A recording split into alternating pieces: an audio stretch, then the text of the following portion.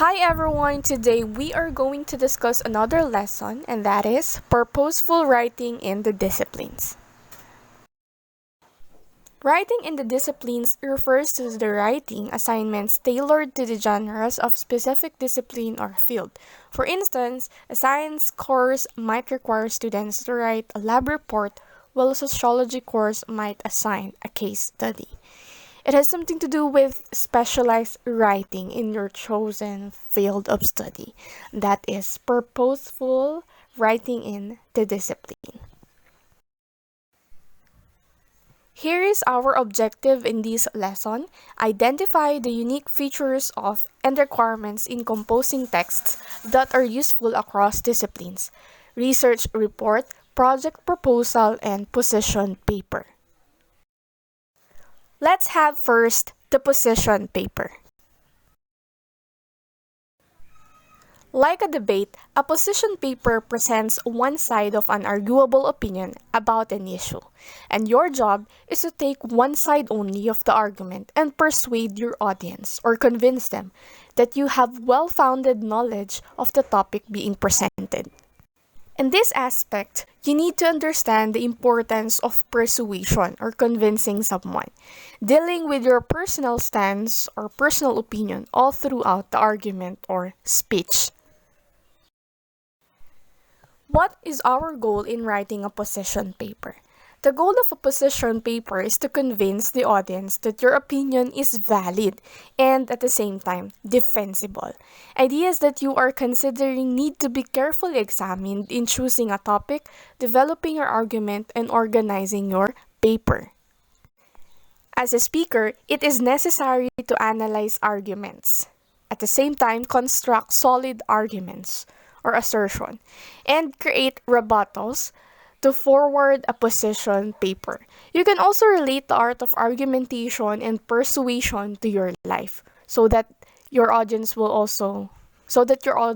can also relate about your argument. Now class, here is the basic structure of a position paper. Let's begin first by having our introduction. In introduction, it uses a lead that grabs the attention of readers. As a writer, you need to construct a lead sentence that will catch your reader's attention. You may begin with stating facts or factual information, or it could be you can also inject or insert your personal experience or an anecdote. By the end of your introductory paragraph, your stand on the position must be clear and concise. And if possible, your theme should be clear as well. Let's have a bit recap. When we say theme, it is the main idea of your speech or your argument. The second structure of a position paper is the body. In body, it states your main arguments and provides sufficient or enough evidence for each argument. You need also to provide counter-argument against possible weaknesses of your arguments. This will serve as a good start to build plausible assertions that can be backed up with evidences or evidence. You should enumerate each of your arguments. A good position paper should forward at least 3 arguments. It is composed of assertions, evidence, and of course your explanation at the end of it. And make sure, class, to write these arguments in the most persuasive way possible to make it more effective and efficient on your part. The last structure of a position paper is of course the conclusion. In conclusion, it explains why your position is better than any other position, and it ends with a powerful closing statement. The conclusion is your last part to persuade someone, and it is better to end your paper with strong insights and of course a recommendation or a call to action or even an emotional appeal. If you already watched my vlog or my video lesson about different modes of persuasion by Aristotle, it has the following idea or context. We have appeal to ethos, pathos, and logos. You can check out the video if you want to learn more about persuasion. Since we're already here, may I have this opportunity as well to define those three, no? It is used, those three concepts were promoted by Aristotle. And yeah, when we say ethos, it is an appeal, no? Or it is an act to the writer's credibility, ethics, moral, and character to persuade someone. When we say pathos, it is an appeal to the emotion of the audience. So you basically use your, what do you call that? It draws emotional responses. So you use your emotional responses such as anger, guilt, pity, and etc. to convince someone. And last but not the least, logos. It is an appeal to the logic and reasoning. It includes factual information, evidences, statistics, and reasonings. So if you want to learn a lot of things about it, you can check out the video here in my YouTube channel. The next topic that we're going to discuss is about research report. According to Google, research is the systematic investigation into and study of materials and sources in order to establish facts and reach new conclusions. It requires a lot of time and effort to come up with a well-equipped research report. And as a writer and at the same time a researcher, you should be critical, no? In terms of reading some data and at the same time analyzing some information and evidences. You need to be familiar to the guidelines and structures in writing it. And I do believe that you know it already since you have practical research. Here is the basic structure of a research report. We do have introduction, method, results, and discussion. In introduction, it talks about what question was asked or what questions were asked. In method, it talks about how was it studied. In results, what was found within your research report. And of course, in discussion, the question is, what do the findings mean? That's why you need to discuss it because it talks about presenting your findings at the end of it. So there are the other parts of structure that you're going to discuss in your practical research. Basically, this is just the basic or the common structure. It will serve only an overview about the research report. So we're not going to scrutinize it or we're not going to analyze it more since it will fall under your subject practical research. Now let's have the third purposeful in writing across discipline, and this is none other than project proposal. A project proposal is defined as the initial framework for establishing or building a certain concept of the project, and it includes what you want to accomplish within that project and an explanation of your objectives or your goals. Why did you create that project or why did you come up with that project? And at the end of it, of course, you need to illustrate or you need to point out the plans, the methods for achieving those objectives. It has two types. We have internal project and at the same time external project. So let's differentiate the two types. We have, if you write a proposal to someone within your organization, for example, within a business, within the government agency, and etc. This is what we call internal proposal because it is within your organization.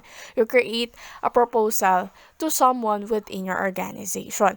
On the other hand, if it responds to a specific request from someone who is not within the company or who is not within your organization, it could be an independent organization or individual, then this is what we call external project since it is not within the company.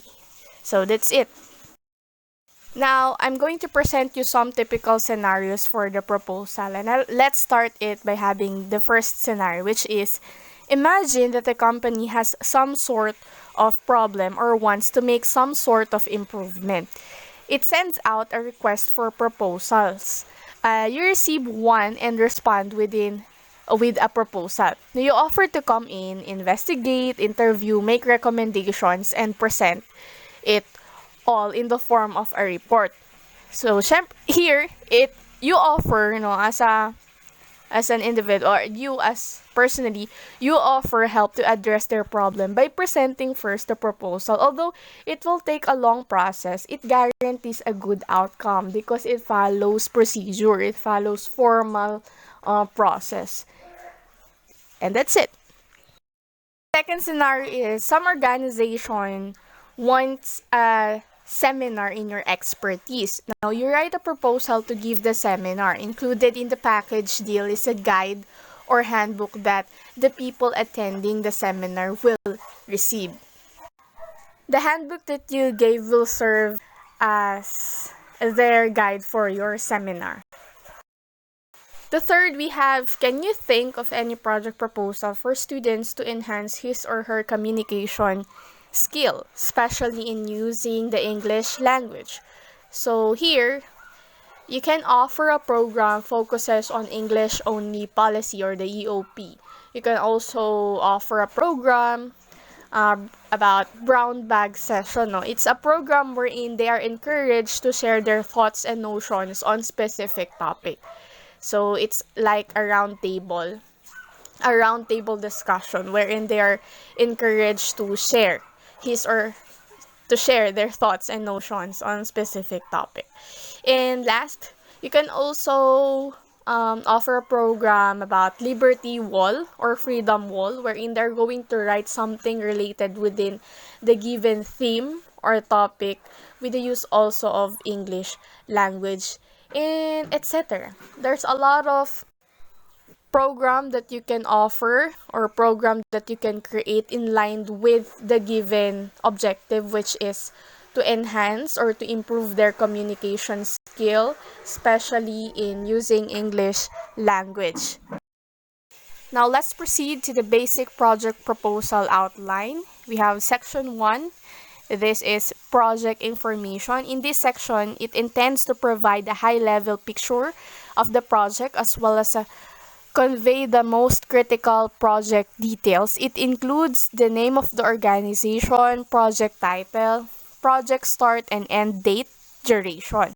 So that is the first part of your project proposal.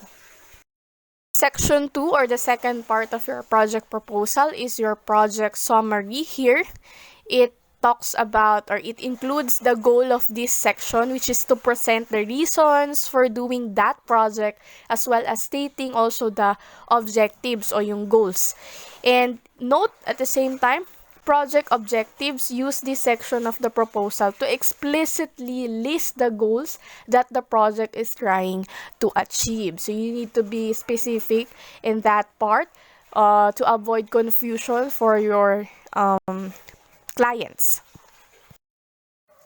Section 3, or the third part of your project proposal, is the project methodology. Basically, the methods that you're going to use or the methods that you're going to implement within your project proposal. The project methodology section of a proposal is where you detail the plan for how the objectives mentioned in the previous section will be achieved. So basically, this is the implementation part. To start, outline the methodology being used, the population being addressed, and establish the process, yes, the implementation process for reaching your objectives. You need to provide plan for implementation. Section 4 is the project cost. In this section, it is dedicated to estimating the overall cost of the project or the proposed project. So you need to anticipate the breakdown or the budget for it. An outline of the main budget categories for the requested project support, or you can also put a single bottom line amount of the request and a brief discussion of how that amount will be used. So you really need to be transparent in estimating the overall cost of the project. Section 5 is what we call conclusion. The conclusion section of a project proposal intends to be a brief review of all the points already discussed. This is also the final moment or the final part or your final chance to prove you have adequately researched all solutions and your proposed method is the best among the rest. No, this is your last chance to win over your audience or your client. So ensure that you incorporate the most important evidence to receive approval.